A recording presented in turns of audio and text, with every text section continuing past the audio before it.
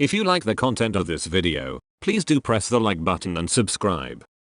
In mathematics, derivative is the rate of change of a function with respect to a variable. Derivatives are fundamental to the solution of problems in calculus. Such information is incorporated in differential equations. Integration techniques are then used to solve for a function that can predict the behavior of the original system. Consider the limit, as shown here. This limit is called the derivative, and is written as df by dx. A derivative is the rate of change. It is the tangent at the point, and is given by tan theta, where theta is the angle of the slope at the point. D of dx, which transforms a differentiable function into its derivative, is known as the differential operator.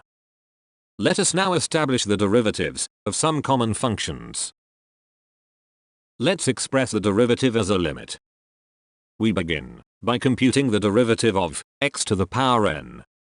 The numerator can be expressed as a product of two terms. This eliminates the denominator, and we simply substitute a as the value of x to arrive at the derivative.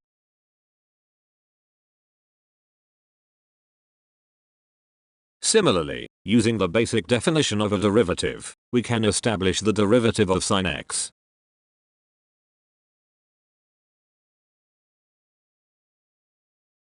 And the derivative of ln x.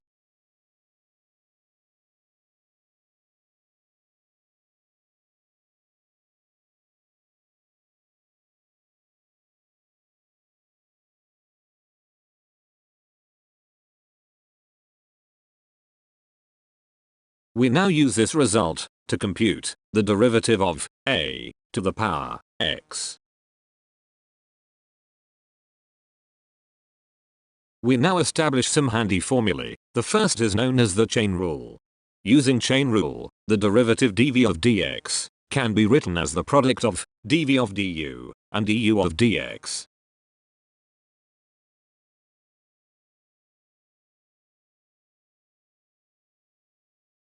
Leveraging chain rule, we can arrive at implicit differentiation.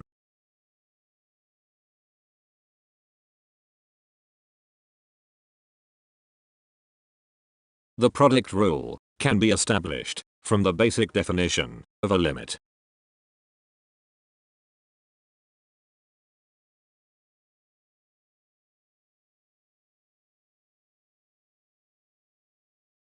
Similarly, the quotient rule can be also established from the basic definition of a limit.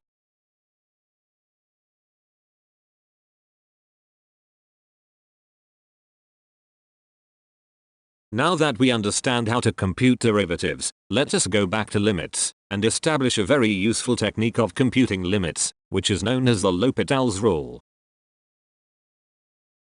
If the ratio is of the form 0 by 0 or infinity by infinity, then the limit is computed by computing the derivatives of the numerator and the denominator, and then substituting the value of x. The proof is simple. Starting with the definition, we simply divide the numerator and the denominator by x minus a.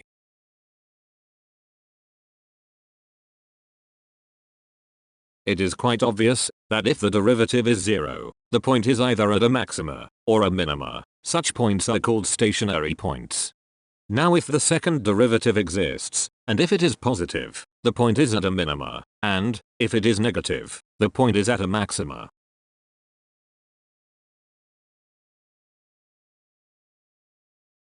We now talk about Euler's number, E, a very important number. The definition of E leads to an interesting property, that is, the derivative of the function e to the power x is the same as the function itself.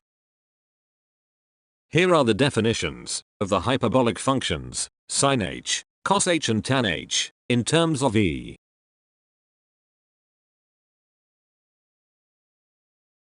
Finally, we establish the notion of partial derivatives. When a function is expressed in terms of multiple variables, a partial derivative with respect to a specific variable is defined in the same way as a normal derivative, by keeping all the other variables as constant. Here is an example that illustrates the concept of a partial derivative. With this, we complete our study of derivatives and are ready to get into the topic of integration.